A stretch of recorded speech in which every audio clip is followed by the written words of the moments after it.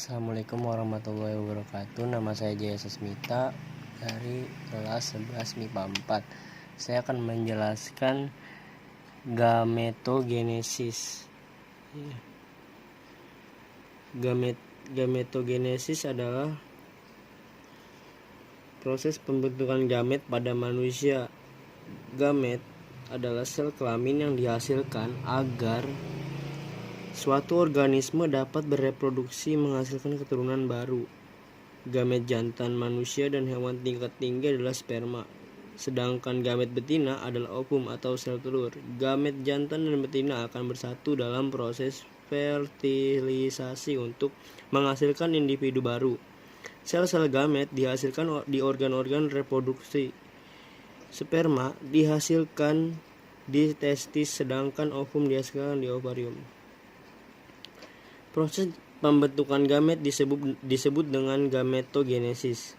Proses tersebut dibedakan menjadi dua, yaitu spermatogenesis untuk pembentukan sperma dan oogenesis untuk pembentukan ovum. Nah, ini spermatogenesis yang pertama.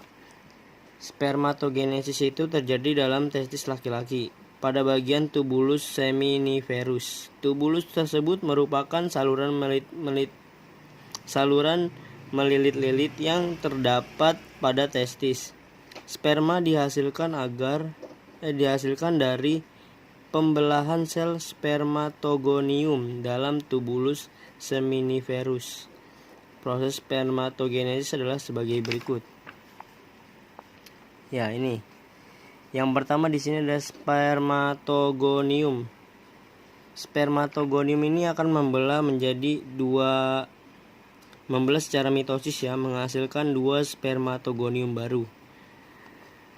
Nah, terus bawahnya lagi ada spermatosit primer. Satu spermatogonium akan berperan sebagai cadangan spermatogonium, sedangkan sel lainnya akan melanjutkan proses spermatogenesis. Sel-sel spermatogonium memiliki materi genetik diploid, yaitu 2N ya. 2N. Selanjutnya ada spermatosit sekunder.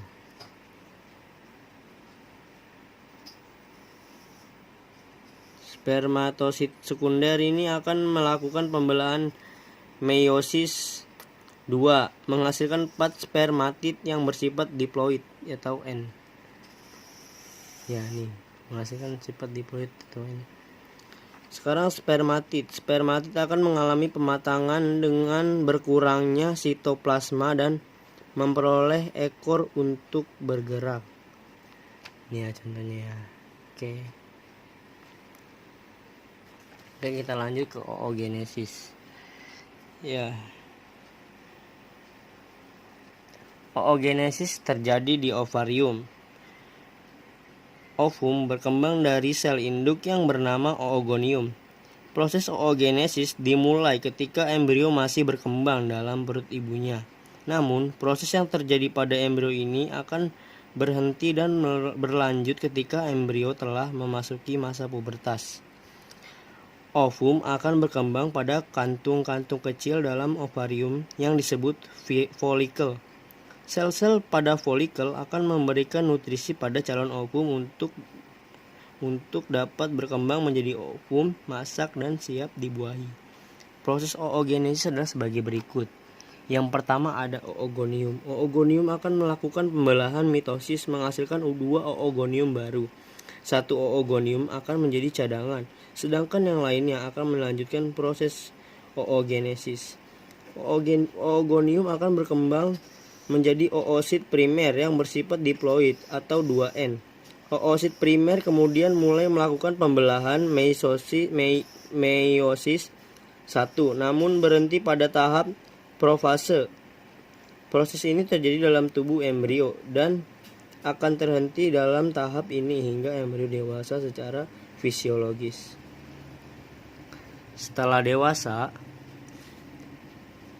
Setelah pubertas, proses meiosis akan berlanjut hingga terbentuk oosit sekunder. Pembelahan sel yang terjadi dalam oogenesis tidak merata.